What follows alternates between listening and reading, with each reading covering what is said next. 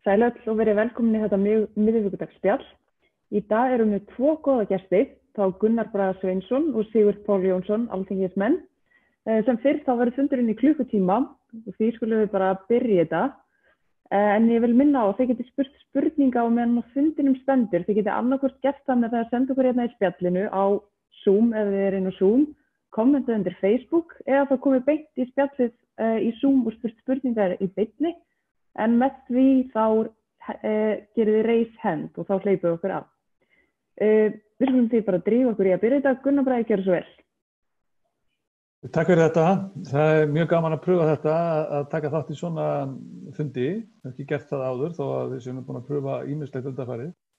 Þetta er þannig tímar að tæknin er nýtt til eins ítrasta og ég hugsa að verðum ekkert eins samfélagið okkar eða svona heimurinn eftir þessar æfingar sem við höfum lent í hér undanfarna mánuði. Svona til þess að koma sér kannski að efninu að þá höfum við í miðflokknum sett fram ákveðna hugmyndir og tillögur til þess að taka á þessu ástandi sem hefur skapast. Við höfum birt auglýsingar eins og þið hafið tekið eftir. Okkar markmið hefur fyrst og fremst verið það að svona reyna að ýta á pásu, stoppa samfélagið eitthvað stund með við getum náð utan vandan, reynda átt okkur á honum að koma þá með lausnir. Ríkisstjórnin hefur því miður viljað fara aðrar leiðir og við höfum spilað með í góðum málum og reynt að breyta og bæta og það hefur tekist og sannarlega í nefndarvinnu Alþingis og með samtölum við stjórnarliða. En þessu er ekki lokið.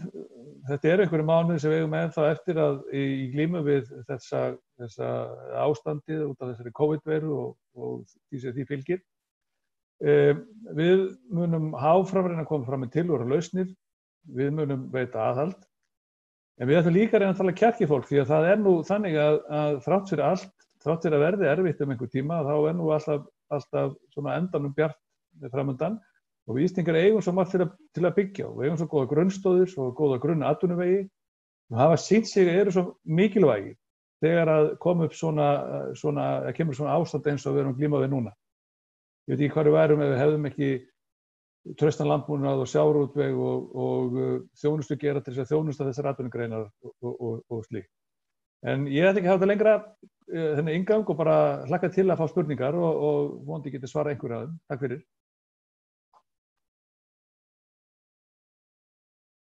Já, góða kvöldið. Ég segi eins og Gunnar Bragi, ég þakka fyrir að vera búið til að vera hérna og ég að verða svona aðeins betri í tæknimálum eftir að hafa verið á fleiri fjarfundum heldur en nokkur sinnum fyrr af þessu ástandi og farið að líka það mjög vel og mér hefur líka fundist gaman að fylgjast með þessum þáttum hjá ykkur Nönnu og Fjólu núna undanfarið með hinum þingmönnunum. Og eins og Gunnar kom inn á þá hafa þessi tíma núna undanfarna vikur verið mjög skrýtnir fyrir okkur Íslendinga og það hefur birst í stjórnmálum líka, það hefur verið, okkur hefur svolítið verið kippt til hliðar, sérstaklega okkur í stjórnarandstöðinni, þar sem að við höfum ekki mikið verið í að gagnrýna aðgerðir vegna þess að það bara var ekki tilhæfilegt, þetta voru neyðaraðgerðir, þar sem að þríeykið svokallaða var í forgrunni og ríkisstjórnin svona brást við því eins og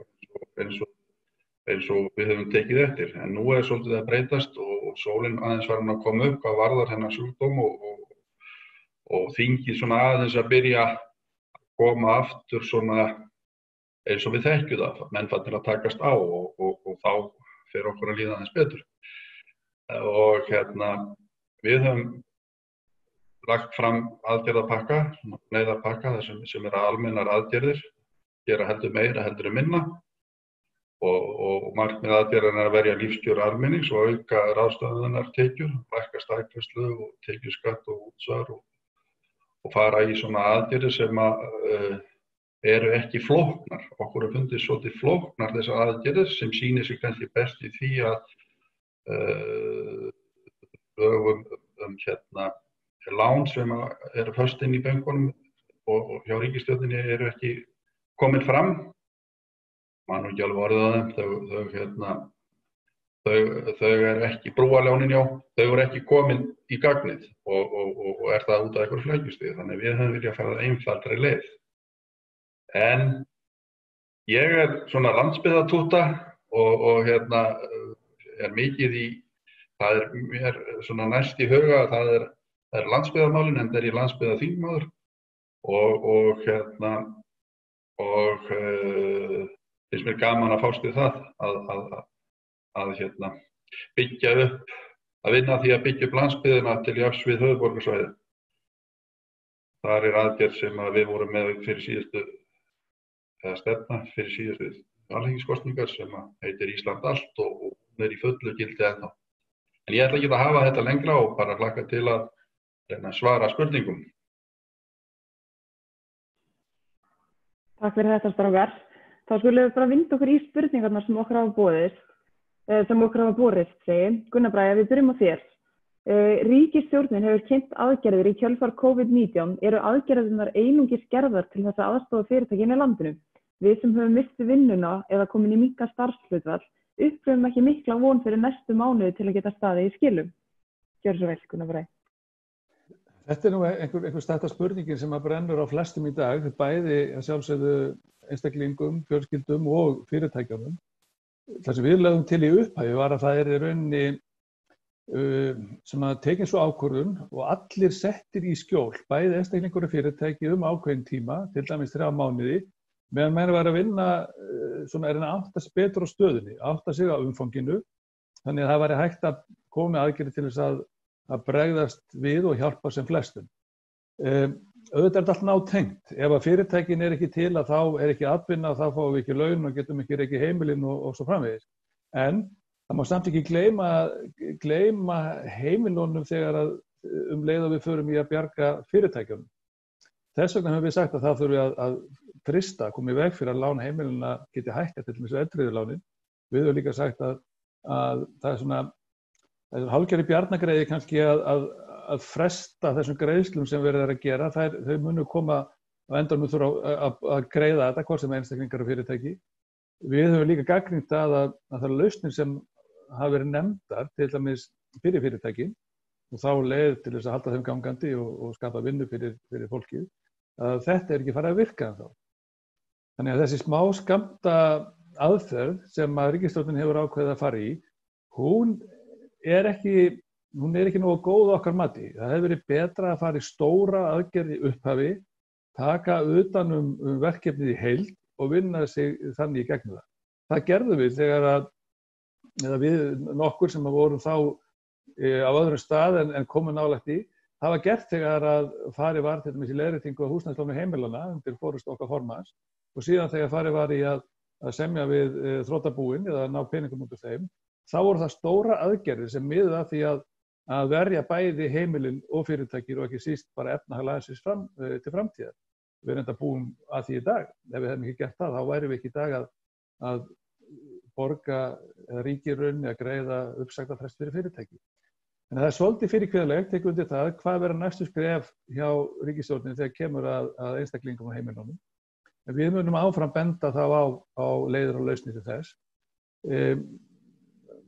Væntanlega munum við á næstunni koma fram með þingmál sem að koma eitthvað inn á þetta saman. Ég vona að þetta svari þessu einhver leyti. Takk. Takk fyrir þetta, Gunnar Bragi. Sigurður Páll, næsta spurning er til þín. Hversu stór er þessi grásleppuveiði? Er þetta í kringum 5 til 10 bátar eða fleiri? Hvað er til ráða í sambandi við gerðislega ákvörðun sjávarútvegsráðherra að leyfa ekki frekari grásleppuveiðar? Gjörðu svo vel. Já, takk fyrir þessu spurningu. Þetta er nú einmitt það sem að brennur á mörgum núna í þessari grein og ég hef verið að fjalla þetta á þinginu og búin að hafa áhyggjur af þessari þróun núna í nokkrar vikur. Þetta eru ekki 5 eða 6 bátar, við erum að tala til dæmis bara á Breiðafjarðarsvæðinu, það eru milli 50 og 60 bátar þar. Svo veit ég að það voru rúmlega 10% báta á öðrum svæðum sem voru ekki komin til veiða eða nýbyrjaðir. Þannig þetta er stórt mál fyrir þennan hóp og þau samfélög sem að eru á þeim svæðum og eins má benda á það að á Breiðafjarðarsvæðinu eru 3 vinnslur, hrognavinnslur og grásleppuvinnslur sem að bíða eftir hráefni, hafa sölu og eru hráefnislausar af því að veiðar hafa verið teknar af eða stoppaðar þó að ráðherra hafi gefið út einhverja svona allt að 15 dögum á innra svæði Breiðafjarðar. Nú, eins og ég sagði þá hef ég haft áhyggjur af þessari stöðu og ég hef haft áhyggjur af því síðustu ári líka að þetta geti komið upp og núna fór saman veiðar og veður sem að gerist nú ekki oft á sjó fyrir litla báta og bátar eru orðnar öflugri með meiri græjur og núna bara small þetta saman og þeir fóru að moka upp grásleppu og kláruðu þennan pott og ráðherra brást þannig við að hann stoppaði veiðar, kannski of seint, of seint má segja. En hvað er til ráða, það þarf einhvern veginn að vera þannig að svæðin hafi geti verið með trygga heimildir til að geta veitt og ráðherrann hefur nefnt frumvarp sem er kvótasetningu og ég hef sagt það allan tíman að ég sé alveg og við séum alveg til að skoða það með vissum girðingum sem ég kalla, vissum öryggisventlum svo að allir sitji við sama borð sem að hafa stundað þessa veiður og samfélögin sem að veiðarnar koma frá. Vonandi svarar þetta spurningunni mestu leyti. Takk Sigurður Páll. Gunnar Bragi, í nýútkominni bók Sigurðar Más afnám hafta kemur fram að starfsmenn fjármálaráðuneytisins hafi þvælst fyrir stjórnendum við afnám haftana. Hver er skoðun þín á því að kosningaloforðin virðast gleymast þegar ríkisstjórnin er komin eða er þetta stór hluti af því sem þið hafi rætt að kerfið ræði för? Það er alveg óhætt að segja frá því að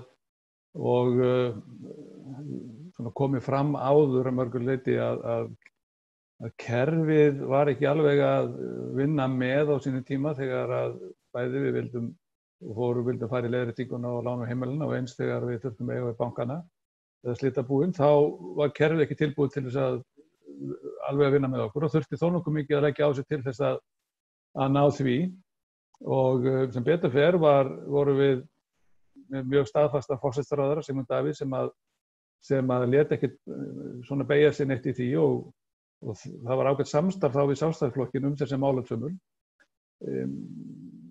Það er lykilatriði þegar að stjórnmálamenn bjóða sig fram til þess að taka sér ábyrgð, að þeir taki ábyrgð, að þeir geti borið þá ábyrgðina á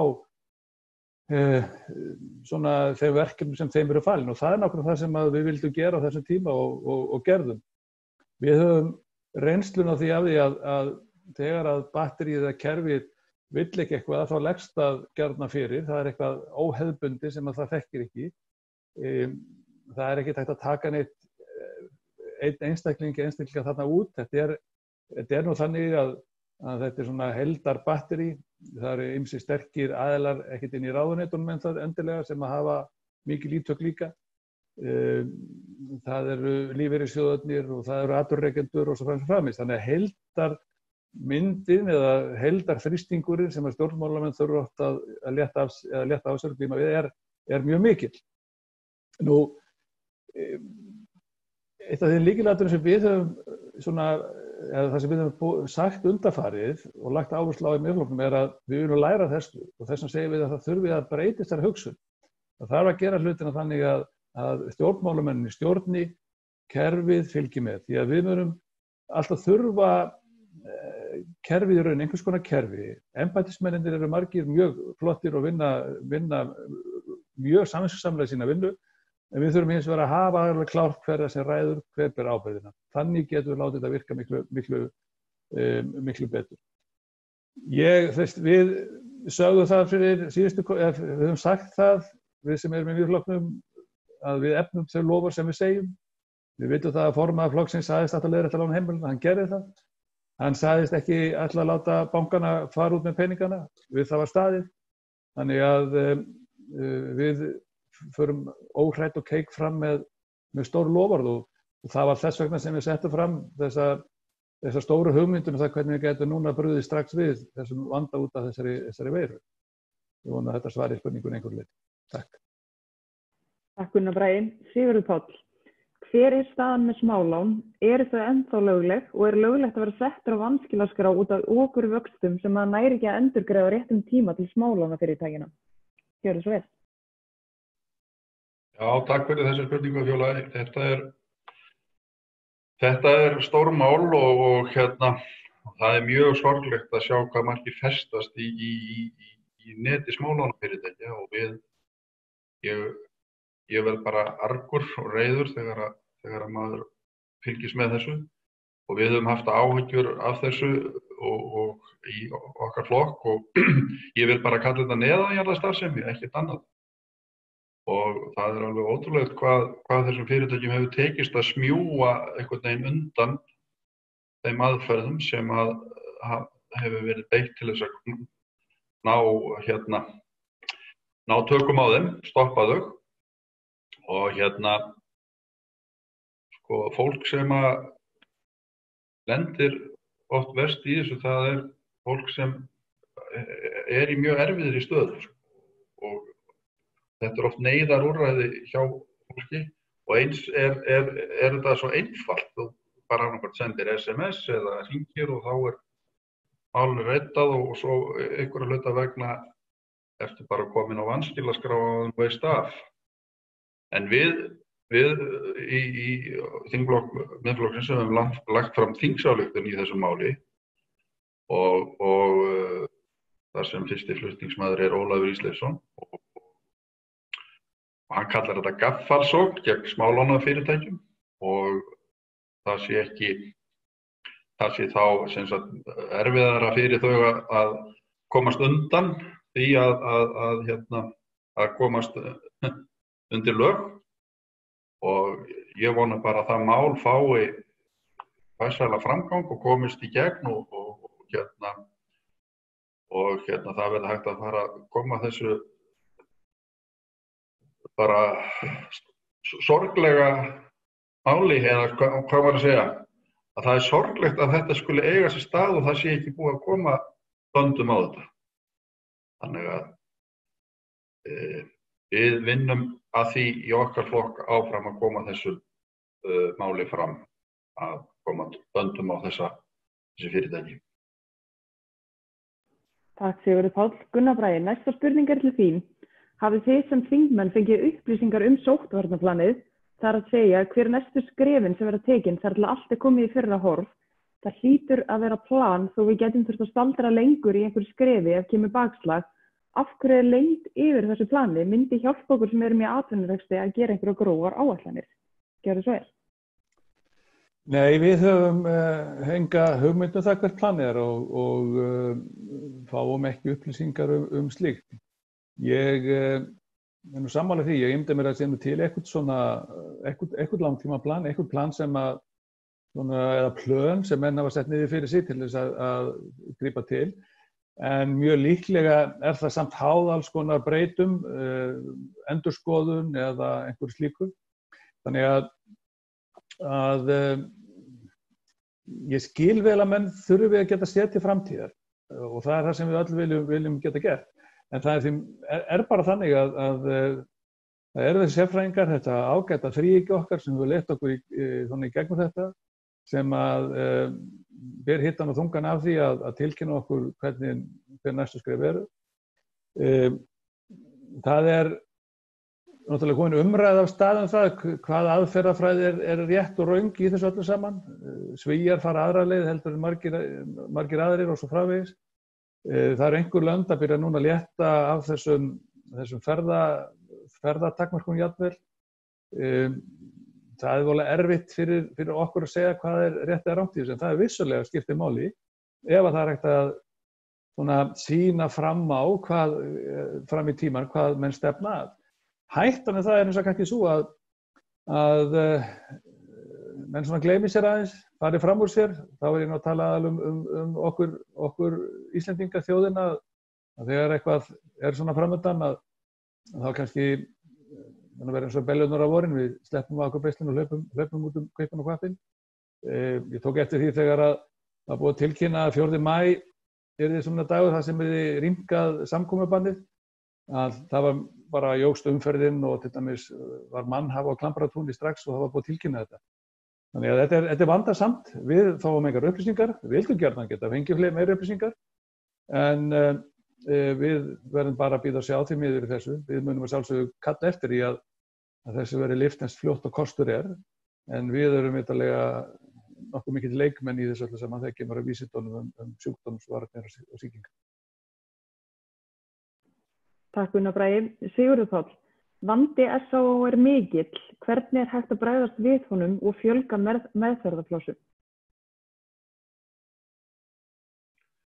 Já, takk fyrir þetta Fjóla. Þarna kemur nú að einu af mínum hugðarefnum. Það eru áfengis- og vímuefnamál, eða meðferðarmál, og vandi SÁO er sá að þar eru biðlistar búnir að vera alllengi, getum við sagt.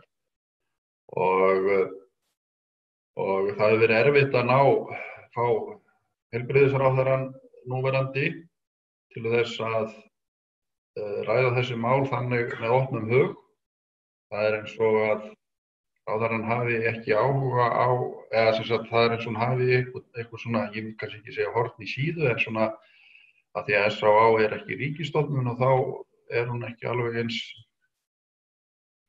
hefur ráðherrann ekki eins mikinn áhuga á þeirri starfsemi og hefur meira sér sýnt takta til að reyna að koma þessari starfsemi inn á Landspítalann, sem að er engin áhuga á þeim megin vegna þess að Landspítalinn og SÁO eru með mjög góða samvinnu sín á milli og vilja halda því þannig áfram. Vandinn, ég hef lagt fram þingsályktun sem er komin á skrá en ekki búið að mæla fyrir, sem að ráðherra að beina því til heilbrigðisráðherra að hann greiði aðgengi að hvernig hann sjáu fyrir sér að greiða aðgengi að sjúkrahúsinu Vogi. Það er náttúrulega stór partur af rekstri Vogs kemur frá hinu opinbera og það hefur ekki dugað til þessa. Þeir hafa reynt að brúa bilið með álfasölu og öðrum aðgerðum. Ég er alveg sannfærður það að ef við náum að greiða úr þessum málum og stytta þessa biðlista, helst að eyða þeim, þá mun þetta vandamál stórminnka á hinni hliðinni hjá þeim veststöddu og bara hjá heimilum í landinu. Eitt af forvarnargildum þess að þessi gott aðgengi í meðferð er það að börn og aðstandendur áfengis- og vímuefnasjúklinga sjá viðkomandi einstakling fjölskyldumeðlim breytast við það að breyta lífstíl ef hann hefur verið veikur lengi. Þannig að ég get talað þetta svolítið lengur en þetta er svona kannski vonandi það svar sem að þar verið að spyrja um. Takk Sigurður Páll. Gunnar Bragi, næsta spurning er til þín. Er Miðflokkurinn eini flokkurinn sem hefur talað fyrir skattalækkunum í tillögum sínum vegna heimsfaraldursins? Er ekki hægt að fá allavega sjálfstæðismenn til að samþykkja slíka tillögu? Munið þið leggja fram þessa tillögu einhvers staðar? Við höfum náttúrulega þegar lagt fram tillögur eða hugmyndur um það að það þurfi að lækka strax tryggingagjaldið og afnema það jafnvel ákveðinn tíma. Við höfum líka talað fyrir því að þurfa að lækka þessa fasteignaskatta og gjöld sem að fyrirtækin búa við. Annars er vitanlega skynsamlegt líka að fara í almennar skattalækkanir til þess að búa til meira svigrúm fyrir heimilum og einstaklingum til þess að eyða þá þeim peningu þó sem þeir hafa. Þannig að það komist velta í samfélagið, hvort sem það er til þess að kaupa mat eða borga skuldir eða eitthvað slíkt. Það er svo mikilvægt að að ríkið sé ekki að taka of mikið til sín á tímum sem þessu. Það rosalega mikilvægt vegna þess að nóg í sjálfu sér. Það má líka nefna það að eitt atriði sem gæti verið sniðugt að fara í núna er að lækka hreinlega virðisaukaskatt á matvæli. Það eitt sem eða afnema hreinlega, það eitt sem gæti virkað sem svona auka svigrúm heimilanna í rauninni. En við erum því miður eini flokkur sem hefur lagt þetta til í rauninni, það verið að fara í þessar aðgerðir. Sjálfstæðisflokkurinn ekki að fara að gera þetta. Sjálfstæðisflokkurinn undir hælnum á Vinstri grænum í ríkisstjórn sósíalista og við því það erfitt að eiga við slíkt. Og ég veit að þeim langar að vera með okkur í mörg af því sem við höfum lagt fram. En til miður þá verður það ekki vegna þess að þeir vilja frekar sitja í ríkisstjórninni undir stjórn Katrínar Jakobsdóttur heldur en að taka á málum með okkur, taka á slíkum málum, til dæmis að lækka skatta á fyrirtæki og heimili. Til þess að auka það svigrúm sem að fólk hefur. Það margar leiðir til þess að gera þetta. Við erum búin að nefna hér nokkra, en það margar leiðir til þess að fara í þetta. Nú rétti tíminn til þess að lækka skatta og það væri best að gera það umtalsvert til þess að búa til svigrúm fyrir fólki. Takk fyrir þetta Gunnar Bragi. Sigurður Páll, Miðflokkurinn ennþá með stefnuna Ísland allt? Já, takk fyrir þessa spurningu, Fjóla. Já, svo sannarlega sú stefna enn í gildi og við höldum henni, eða allavega geri ég það, ég held henni á lofti eins oft og ég kemst upp með. Og ég held ég hafi nefnt það í innganginum með þessu. Og hún snýst í mínum huga, hún snýst bara það að það hafi verið gerð heildaráætlun og landið allt undir, sko. Og þeim málum verði stjórnað frá einum stað, frá einum ráðherra og þá verður það hnitmiðara heldur en nú, að sé ekki allir að tala í kross og auðvitað eru þetta svona, hvað ég segja, þetta eru svona grunninnviða þættir eins og samgöngur, atvinnumál, heilbrigðismál, orkumál, raforkumál og annað sem þetta snýst í grunninn og líka til að ferðamenn hafi greiðar aðgang landið, þannig að þessi stefna í gildi og alltaf við þróun og henni munum við fylgja eftir þegar við komumst í valda. Takk fyrir þetta Sigurður Páll. Gunnar Bragi, næsta spurning til þín. Hvaða skoðun hefur þú á því hvort að setja því stjórn yfir LSH? Ég held að það sé engin spurning að það setja stjórn yfir Landspítalann. Ég held að það sé til þess að það ennþá betur farið svona bara með það fjés, þetta mikla fjés sem fer í þessa lykilstofnun okkar. Ég held að það sé bara mjög mikilvægt. Annað líka er að þá held ég að stjórnvöld gæti haft mögulega svona betri meiri yfirsýn heldur að hafa í dag. Það svolítið virðist vera stundum langt á milli. Þannig ég hlynntur því mjög og við í Miðflokknum að það verði sett stjórn yfir Landspítalann. Svo getum við hins vegar tekið bara langar ræðu það hvort að sem ég ætlum ekki að gera akkurat núna með þennan spítalann á Kolviðsstað. En við höfum samt séð sko að akkurat núna hvað gríðarlega mikilvægt fyrir okkur að eiga alltaf frábæra fólk sem að vinna í heilbrigðisgeiranum akkurat núna. Ef við leggjumst ekki árar að horfa langt til lengi framtíðar og búa þessu fólki til góðar starfsaðstæður, þá veit ég ekki hvernig við erum að gera það. Ég held að besta ráðið til þess sé í rauninni að byggja nýjan spítala á nýjum stað, gera þennan gamla eins og góðan og mögulega getum til þess að þó í þjónusýðu hlutverki þangað til, en að eftir nokkur ár, 10 ár kannski, þá getum við opnað nýtt og glæsilegt sjúkrahús þar sem við erum búin að búa þessu frábæra fólki okkar almennilega aðstöðu til lengri tíma. Takk fyrir þetta Gunnar Bragi. Sigurður Páll, má bjóða þér að bregðast við þessari spurningu? Já, takk. Mér langar aðeins að smá follow á þetta sem að Gunnar Bragi var hans svari sko með stjórn yfir. Við erum alveg á því og það líka sem sagt, það sem mér langar til að bæta við sem sagt, þá að því að vorum að tala um SÁÁ þá er komin betri nálgun á það að það sé horft, ef við segja heildstætt á sjúkrahúsmálin, því það er náttúrulega ekki öll sjúkrahús ríkisrekin og ekki sjúkrahús á Vogi. Þannig að þá fengi það meiri athygli og meira fjármagn og betri samvinnu við heilbrigðisyfirvöld. Þannig að mér finnst þetta alveg einboðið skref að það verði stjórn yfir LSH. Takk fyrir þetta, Sigurður Páll. Hvernig sérðu, Sigurður Páll, næsta spurning til þín aftur. Hvernig sérðu fyrir þér framtíðar möguleika í matvælaframleiðslu og hvað er Alþingi að gera til að styðja við nýsköpun í landbúnaði og auka við sjálfbærni landsins? Já, takk fyrir þetta.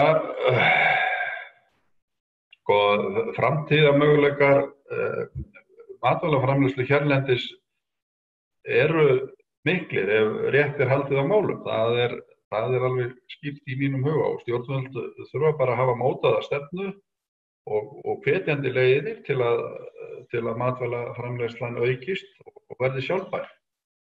Ég sko, það mætti nefna ýmis atriði, sko, til dæmis eins og í grænmetisrækt, að þá yrði raforkuverð til samræmis við út á landsbyggðinni til samræðis við það og er í þéttbýli. Og eins að það veri öllum væri gert jafn hátt undir höfði sem eru við í matvælaframleiðslu svo þeir sjáu sér hag í því að það verði aukið. Nú, það má nefna það í því sambandi að núna í þessu fári hefur þessi umræða aðeins komist á flot í þingsölum og í fjölmiðlum og gott og vel, en ég er hræddur að það hljóðni yfir hjá mörgum þegar að þessu fári linnir, en við höfum talað fyrir þessu lengi í okkar flokk og það getur ýmislegt annað komið upp á heldur en veikindi, það getur komið náttúruhamfarir, það getur ýmislegt skeð, þannig að við þurfum að vera sjálfum okkur nógu matvæli og þá þurfum við að vinna að því fyrir en seinna að það getur átt sér stað. Þannig að möguleikarnir eru miklir og bara íslenskur matur er besti matur í heimi. Þannig að þetta á að vera svo sjálfsagt í mínum huga. Takk fyrir þetta, Sigurður Páll. Gunnar Bragi, næsta spurning beinist til þín. Hvernig finnst þér ríkisstjórnin hafa staðið sig á þessum tímum? Er einhver ein aðgerð sem þið finnst að hafa átt að koma strax í byrjun?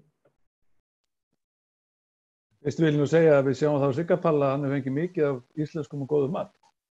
En ég verð bara að segja það að nei, mér finnst ríkisstjórnin ekki hafa staðið sig nógu vel. Þau hafa reynt að sjálfsögðu að vinna úr aðstæðum. En það sem manni finnst svona vera, meðal annars það sem ég finnst að gera rangt er það að það vera að bregðast of mikið við. Það er ekki verið að reyna að sjá fyrir hlutina. Það var ekki tekið utan um öllum vandræðin í pakkan í einu og reynt að vinna sér svo úr honum. Það er verið að tilkynna alls konar aðgerðir sem ekki eru tilbúnar, svo líður og býður þangað til að búið að útfæra þær og meðan býða fyrirtækin. Sumt hefur ágætlega verið gert, þess að hlutastarfaleiðin er ágætt sem slík. En hún mun ekkert leysa þennan vandann sem við erum að glíma við. Það er líka ágætt að borga laun í uppsagnarfresti fyrir fyrirtæki. Það tekur alltaf enda sjálfsagt. Hvað þá? Hver er staða þá? En mér finnst mjög skorta upp á að reyna sig að taka utan heildarmyndina sem hefur verið það sem við höfum lagt áherslu á og munum áframleggja áherslu á að maður reyna að ná utan stóru myndinni. Þannig að svarið nei, mér finnst ekki að staða sér nógu vel í þessu. Ég menna að einhverju að segja núna og benda á að ríkisstjórnin er að mælast ágætlega í einhver skoðanakönnunum. Jú, En ef maður leggja saman stuðningin við flokkana sjálfa, þá eru það undir 50% sem styðja stjórnarflokkana. Þannig ég held að geti þakkað svolítið þríeykinu þetta aukna fylgi sitt. Takk fyrir þetta Gunnar Bragi. Sigurður Páll, í tíð Steingríms J. Sigfússonar sem fjármálaráðherra voru gerðar á annað 100 breytingar á skattalögum nánast allt til hækkana. Eitthvað var lækkað 2013-2016 en svo hefur báknið þanist út. Teljið þið stjórnmálamenn ykkur almennt betur til þess fallna til að ákveða hvernig við ráðstöfum tekjum okkar sjálf? Já, takk fyrir þessu spurningu. Ef ég tala fyrir mig sem stjórnmálamaður þá tel ég okkur ekkert betur til þess fallna. Fólk eigi að fá að ráðstafa sínum fjármunum eftir sínum vilja. En af því að þú minntist á Steingrím J. og þá ríkisstjórn sem hann var í með Jóhönnu Sigurðardóttur, þá voru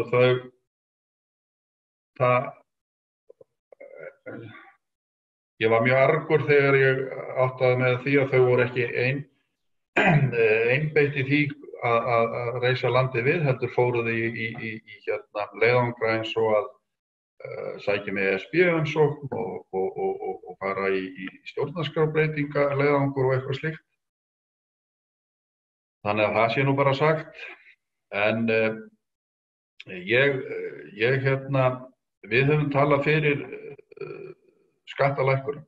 Við höfum talað fyrir einföldun skatts. Við viljum að skattar eigi að vera hvetjandi, vinnuhvetjandi fyrir fólk. Þannig að fólk sjái sér, finni það að þeir sem eru duglegir að vinna, að þeim sé ekki refsa með hærri sköttum í hærri skattaþrepum, heldur verði skattakerfið einfaldað og lækkað. Og fólk geti nýtt þá peninga sem það vinnur fyrir sig sjálf á ríkari hátt, þó að við þurfum alltaf að borga ykkur skatta, þá séu þau lækkaðir. Við höfum líka lagt til, eins og kom fram hjá Gunnar áðan, að þá hugmynd að fella niður núna út af stöðunni sem er núna, virðisaukann af innlendum matvælum og annað slíkt. Þannig að ég bara endurtek það, vinnuhvetjandi skattkerfi, þar sem fólk fær launin sem það vinnur fyrir að stærstum hluta.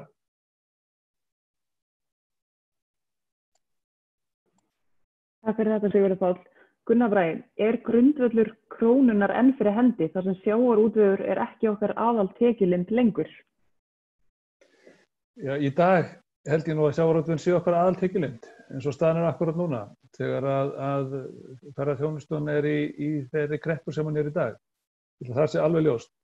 Og jú, auðvitað hefur það sína galla við með lítið gjaldmiðil, við höfum heyrt það á þekkjum og auðvitað margir betur til fallin heldur en að ég akkurat að fjalla slíkt, en við höfum líka séð það að það engin setur glans yfir þeir sem til dæmis með evru.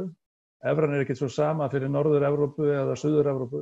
Þetta er sitthvor gjaldmiðill en ef horft á það. Þannig að krónan áfram gjaldmiðill sem við eigum að vera með. Hún sveiflast og við höfum lært ekki tíðina svona hálfpartinn að sveiflast með, en við varum ekkert betur stödd í dag, við varum eitthvað annað gjaldmiðill eins og staðan akkurat núna. Takk fyrir þetta Gunnar Bragi. Sigurður Páll, Miðflokkurinn sendi frá sig í síðustu viku neyðar aðgerðapakka þar sem má líta á góðar tillögur, til dæmis að lækka staðgreiðslu skatta. Ríkisstjórnin hefur sagst vilja samráð með COVID-19 mál. Hefur Miðflokkurinn verið í einhverju samráði við ríkisstjórnina varðandi málin og neyðarpakkan? Hvernig telur þú að ríkisstjórnin muni taka í neyðarpakka Miðflokksins? Já, þetta nú góð spurning, sko. Það má nú benda á það að ríkisstjórnin hefur fellt allar þær tillögur sem við höfum komið með og minnihlutinn hefur komið með, en síðan hafa þeir jafnvel tekið eitthvað af þeim tillögum og gert þær að sínum. Þannig að það er nú bara þannig. Og þó þeir tali samráð og allt slíkt, þá hefur það ekki gert sig í raun. En já, við sendum frá okkur tillögur aðgerðir, neyðaraðgerðir og það væri sem sagt almennar aðgerðir og gera meira heldur en minna til að því að þetta eru óvissu tímar, við vitum ekki alveg hvað þarf til, þannig að það er gert meira en minna og þetta snýst aðalega að verja kjör almennings og auka ráðstöfunartekjur, lækka staðgreiðslu skatta, útsvar, niður í allt að 24% og það yrði þá fram til ársins 2021 og ýmislegt fleira sem kom fram í þessum tillögupakka.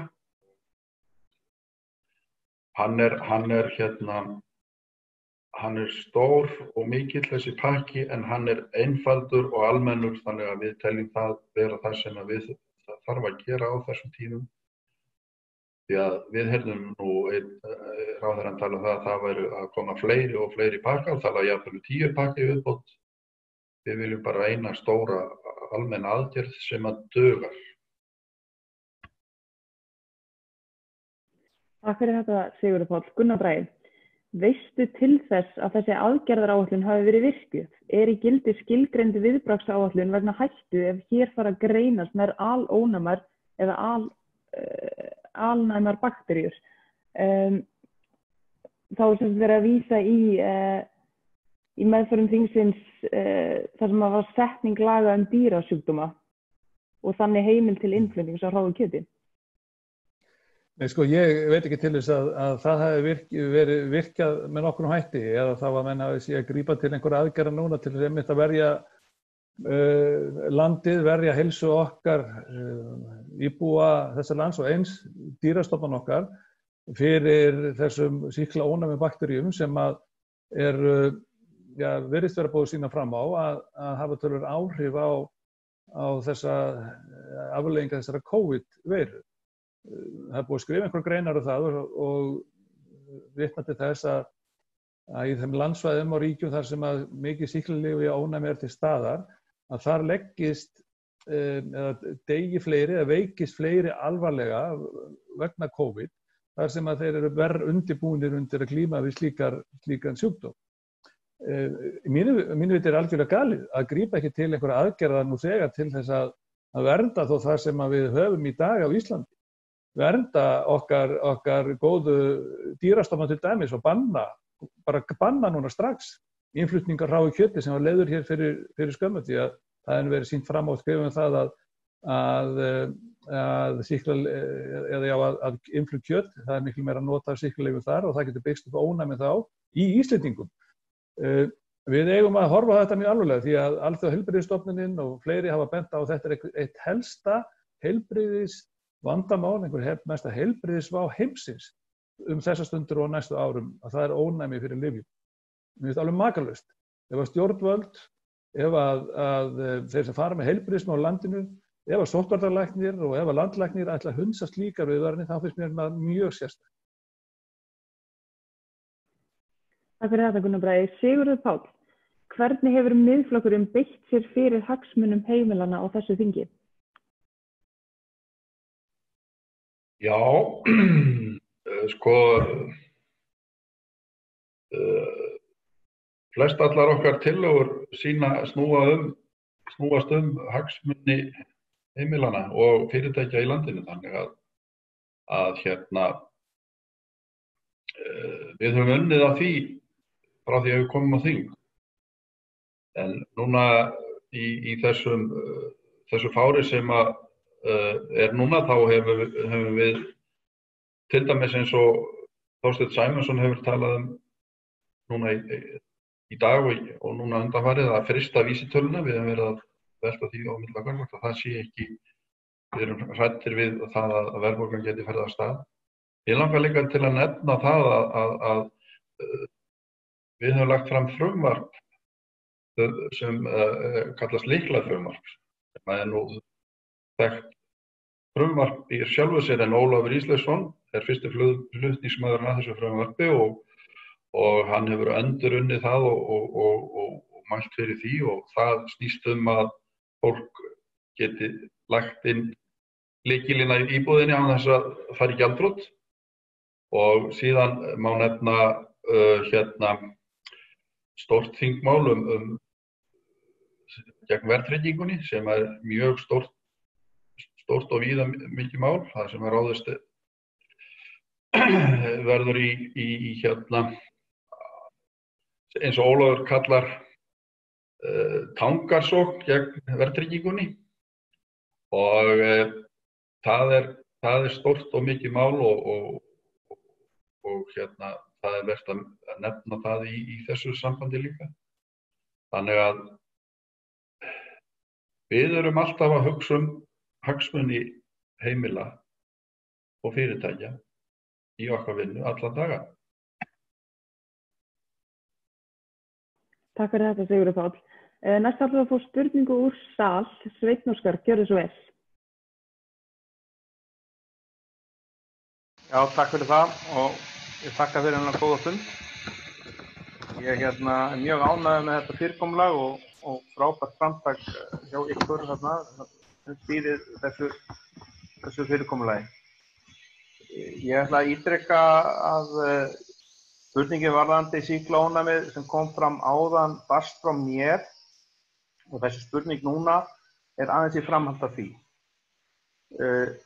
Ég er með gagn frá Læknafélagi Íslands sem barst í maí 2019 til nefndar vegna þess frumvarps sem varð að lögum og tók gildi núna 1. janúar dýrasjúkdóma og heimilaði innflutning á ferskum kjötvörum inn frá EES-löndum.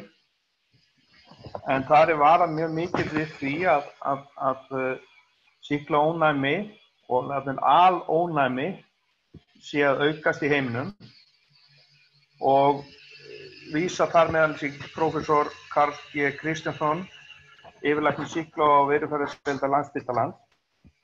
Og ég get nú viðurkennt það hér að ég hef aðeins rætt þetta við Gunnar Braga og þess vegna innbreyja á þessu hér að í þessu erindi frá Læknafélaginu kölluðu eftir því að aðgerðaáætlun sem var undirrituð í febrúar 2019 yrði virkjuð og í annan stað að það sé skilgreind viðbragðsáætlun, meðal annars sýnatöku.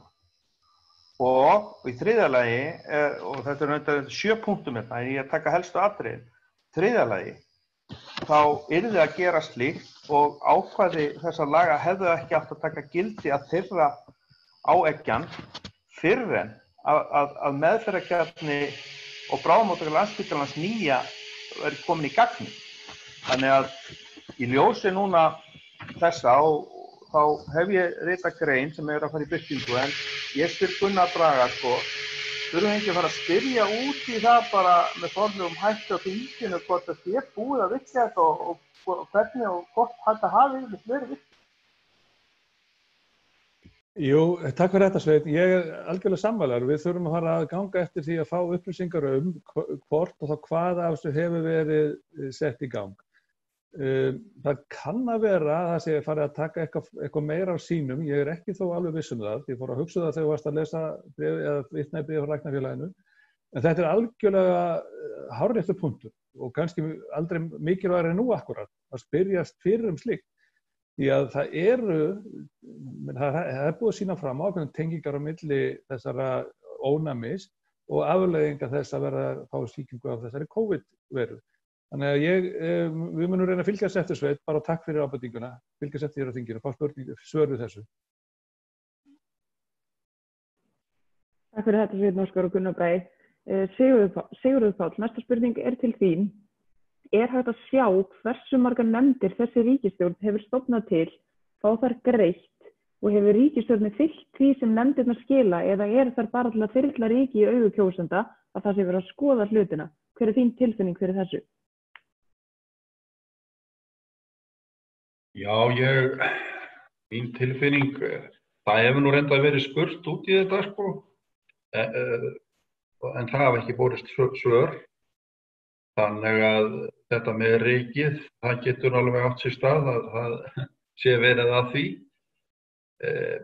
En og svo er nú líka þannig að þessar nefndir fá ekkert sérstaklega þeir sem starfa í sem er sérstaklega greitt en en það samt greiddur kostnaður við kringum það. En mér finnst þessi ríkisstjórn vill nú fyrst og fremst þenja út báknið.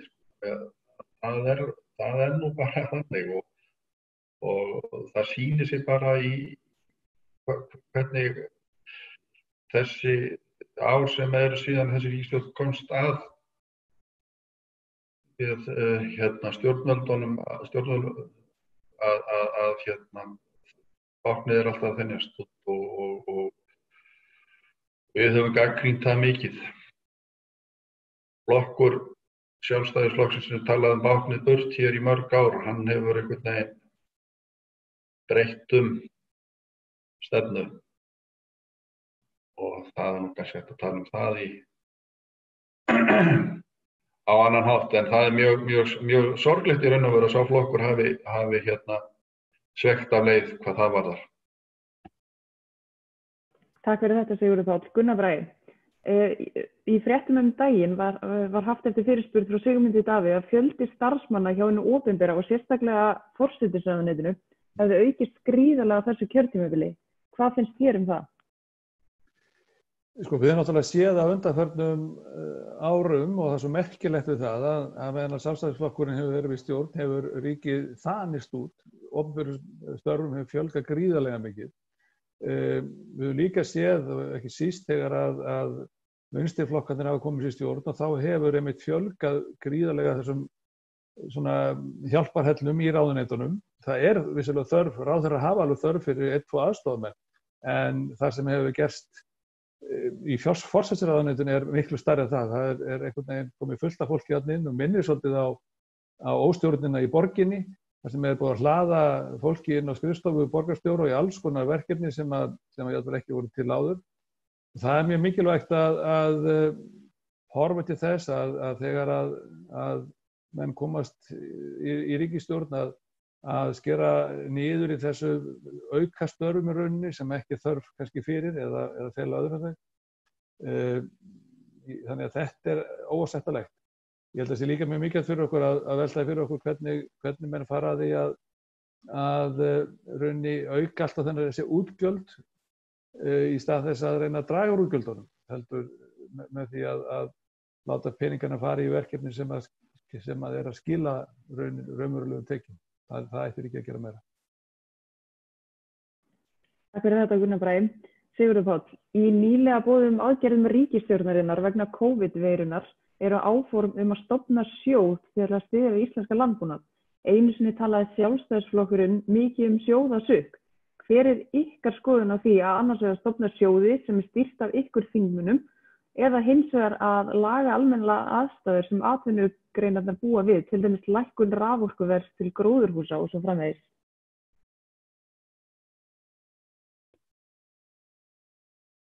Já, takk fyrir þessa spurningu. Svo ég kannski byrja á því að svara þessu sem kom fram síðast, þá viljum við lækka raforkuverð til að efla grænmetisframleiðslu og ég talaði einmitt það áðan, þannig að það alveg á hreinu. Við viljum efla grænmetisframleiðslu og almennan innlendan matvælaiðnað. En í sambandi við sjóði til landbúnaðar, þá var mál sem búið að vera inn í atvinnuveganefnd sem fór í gegnum það inn, sameiningu framleiðnisjóðs landbúnaðarins og AFS-sjóðar sjávarútvegsins sameinaður í einn matvælasjóð. Og í raun og veru vorum við ekki á móti því, en það má samt benda á það að þetta mál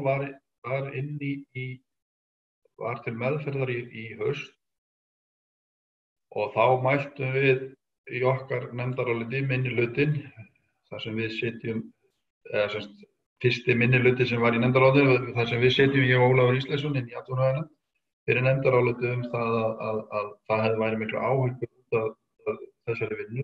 Þá lagði meirihlutinn fram breytingartillögu þar sem hún féll frá því að þessi sjóður yrði sameinaður þessi sjóður yrði sameinaður í eitt sjóð og það yrði ekki farið að vinna í þessu máli fyrr en á næsta þingi. Síðan kemur þetta mál upp aftur núna og þá það merkt COVID-mál og okkur að gera rógastans og vissum ekki hvað hefði í raun og veru breyst og við spurðum að því hvað hefði breyst og það var nú lítið svör. En þetta mál fór í gegn en við bentum á það og höfum áhyggjur af því að þessir, sem sagt, að því ef við höfum verið að tala um þetta sem COVID-mál, að þá höfum við áhyggjur af því að þá sem sagt, að svo að peningarnir komist strax í vinnu, það var talað um að setja inn í þetta 500 milljónir ofan á það sem fyrir í hinum tveimur sjóðunum. Og til þess að komist strax í vinnu þá hlýtur að vera einfaldara að nota þau tæki sem til eru fyrir í hinum tveimur gömlu sjóðunum, framleiðnisjóðunum og AFS-sjóð, heldur en að koma á laggirnar nýjum sjóð sem að þeir segja að vera komin í gagnið í ágúst, september í haust, en mér það til efs að það muni ganga eftir og á meðan liggja þessi peningar óhreyfðir og vonandi verður COVID garðgengið þó að það verður kannski efnahagslega ekki garðgengið, en þá fannst okkur þetta skrítin vinnubrögð og við höfum haft áhyggjur af því og verið að reyna að standa keik gagnvart því í miðflokknum að ríkisstjórnin sé ekki að lauma inn málum í þessu fári sem við stöndum í núna, COVID-máli, og merkja það COVID án þess að það eigi sér stað þannig. Það hefur bara orðið raunin á. Þau eru að því og munu reyna það áfram.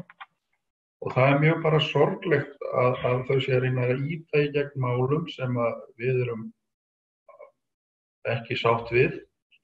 Við getum ekki unnið sem stjórnarandstaða í þinginu eins og á venjulegum tímum, ef við getum talað um það, vegna þess að aðgengi að þinghúsinu og samkomubann og 2 metrar og þetta hamlar þessa vinnu. Þannig að ég bara, mér finnst vont að geta ekki verið rólegur út af því og við höfum einmitt verið að einbeita út því. En svona þetta. Takk fyrir það. Takk fyrir þetta, Sigurður Páll. Nú klukkan alveg að verða 9 og við komum því miður ekki fleiri spurningum að, en strákar, ég vil bjóða ykkur að segja nokkuð loka orð. Gunnar Bragi, gjörðu svo vel. Mér langar bara að þakka fyrir þennan fund og þetta búið mjög skemmtilegt. Gaman að fá svona spurningar. Það alltaf reynda svolítið sérstakt að sjá ekki alla sem maður að tala við, en þannig þetta nú bara.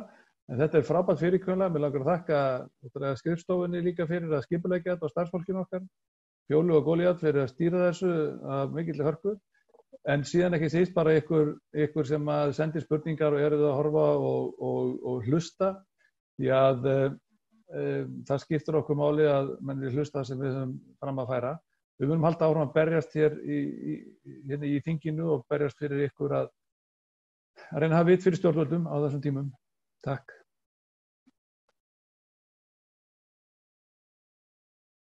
Já, ég vil bara sömuleiðis þakka kærlega fyrir að fá að vera hérna og svara þessum spurningum. Þetta búið að vera virkilega skemmtilegt og þetta eitt sem að fárið hefur fært okkur og það að nýta okkur þessu tækni og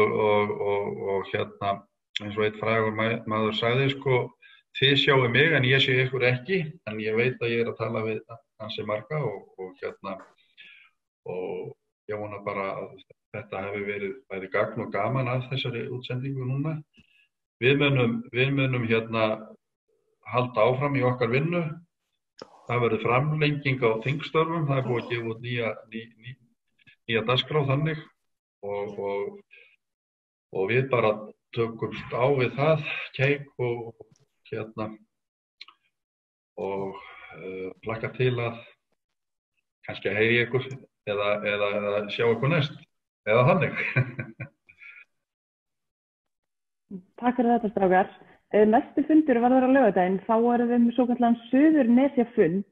Þá fáum við þingmann okkar í Suðurnesjunum og bæjarfulltrúa Þannig ég hvet ykkur eindregið til þess að senda okkur mikið af spurningum varðandi Suðurnesin. Takk fyrir.